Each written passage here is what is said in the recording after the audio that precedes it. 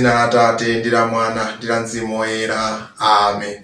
Ndikulandireni abale ndi alongo pano patiyankhuleni Ambuye lero pa 9 December 2023 Loweruka la Mulungu Woyamba mu Adventi.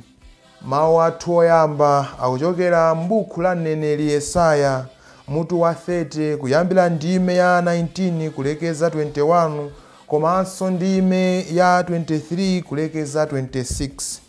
Amene akutiwerengera mawu oyamba ndi Raphael Muhone kuchokera ku St. Denis Parish, Rumpi, mu Diocese ya Mzuzu.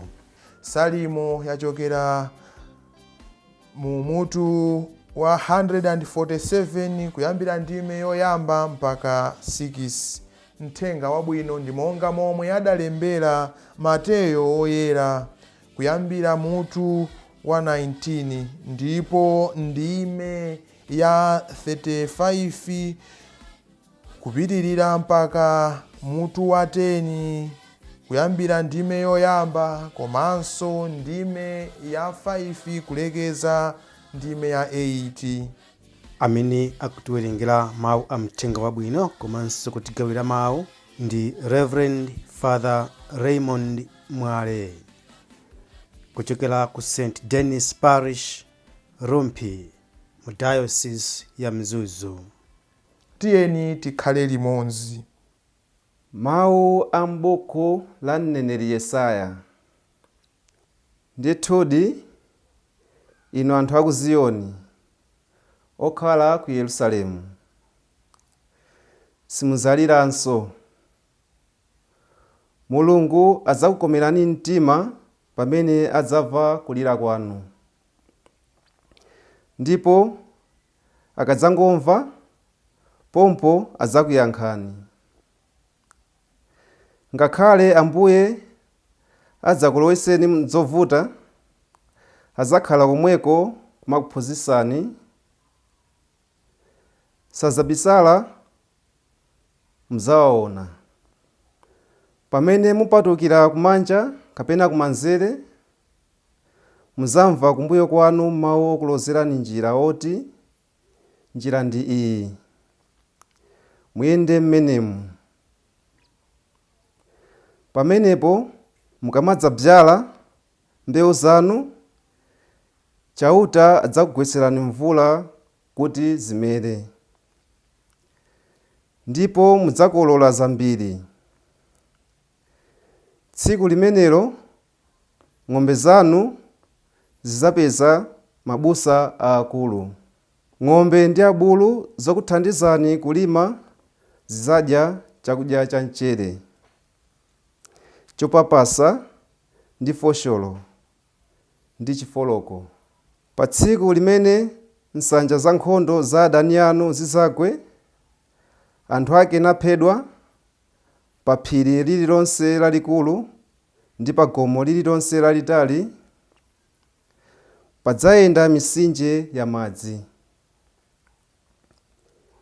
Mwezi udzawala ngati dzuwa, ndipo dzuwa lidzawala kwambiri ngati kasanu n'kawiri kuwala kwa pa tsiku limodzi. Zimenezi zidzachitika pamene chauta adzamange ndi kupoletsa zilonda zimene iye adachititsa pakuwalanga anthu ake. Mawu a Ambuye. Ambuye akhale nanu. Akhalenso ndi mzimu wanu. Mawu a mthenga wabwino monga adalembera Mateyo oyera.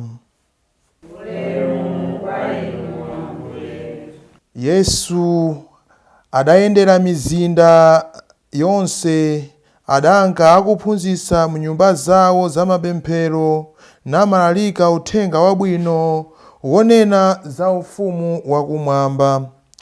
Ndiponso ankachiritsa nthenda zonse za anthu ndi zofowoka zawo za m'thupi.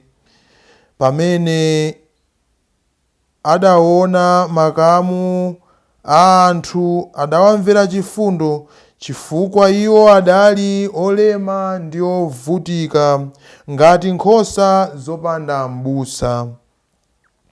Tsono adawuza ophunzira ake kuti zinthu nzochulukadi, achepa ndi antchito. N'chifukwa chake mupemphe mwini zinthu kuti atume antchito okatuta zinthu zakezo. Yesu adasonkhanitsa ophunzira ake 12 aja nawapatsa mphamvu pa mizimu yoyipitsa anthu kuti adziyitulutsa mwa anthuwo, ndiponso mphamvu yochiritsira nthenda zonse za anthu ndi zofowoka zawo za m'thupi. Anthu 12 amenewa Yesu adawatuma ndi malamulo akuti musapite kwa anthu a mitundu ina kapena kukalowa m'mudzi uliwonse wa Samariya ayi, koma makamaka mupite kwa Israeli amene ali ngati nkhosa zotayika.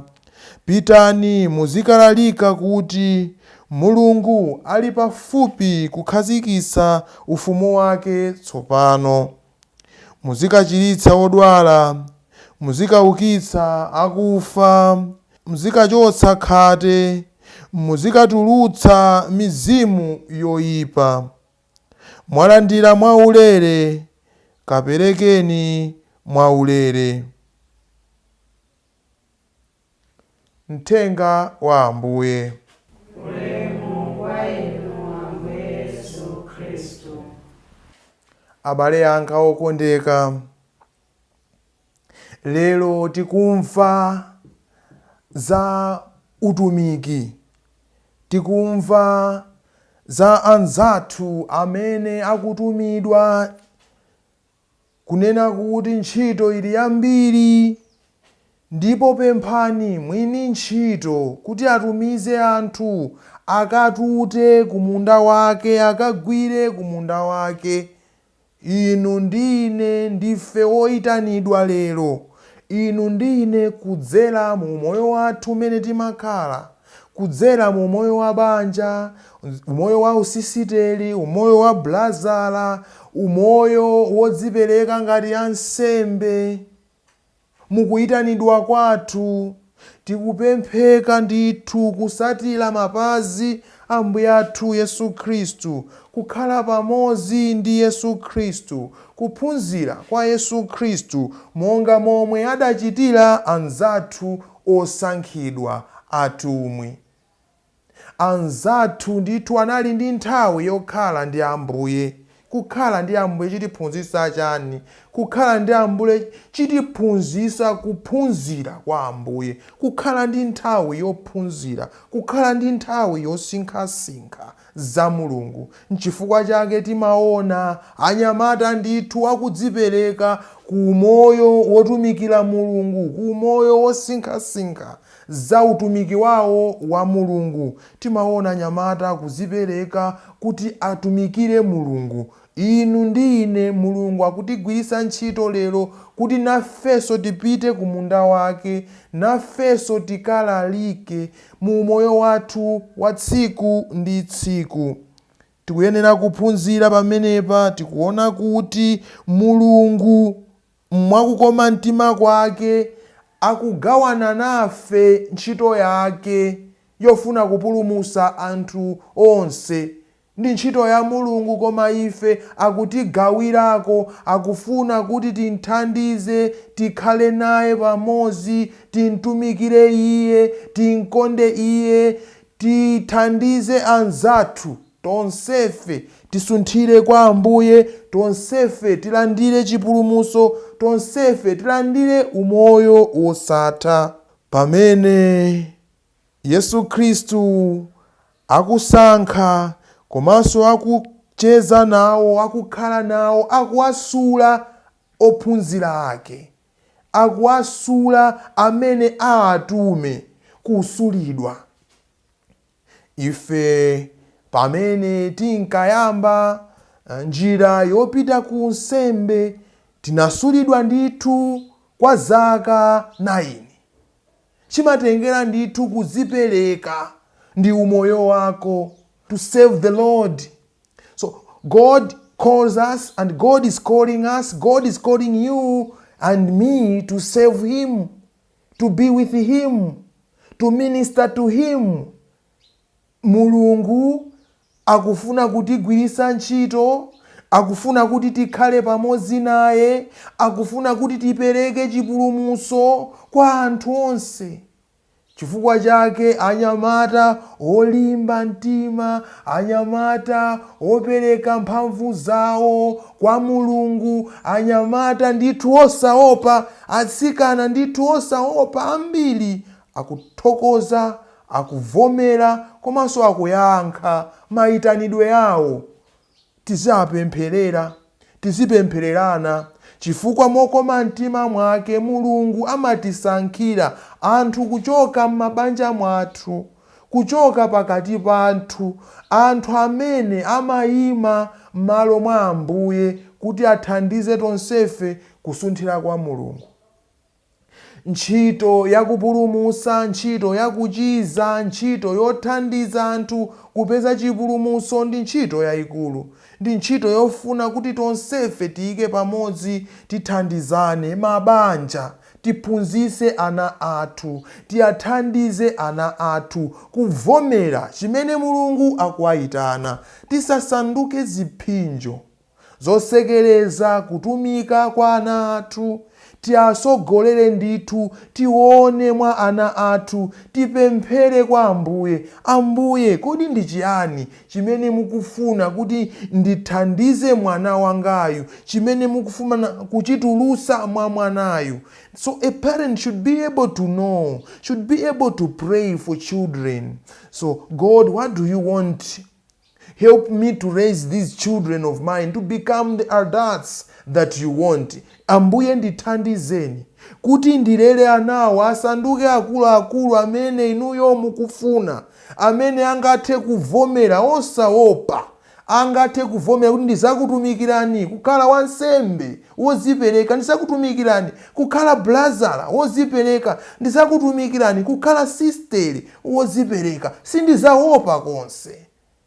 Ndi chikondi changa, ndi kuzipereka kwanga, ndizatumikira abale anga, ndizathandiza mu nthawi zimene akuvutika, mu nthawi zimene akulira, mu nthawi zimene akutaya chikhulupiriro, ndizathandiza. Choncho tithandizeni Ambuye kukutumikirani mosaopa.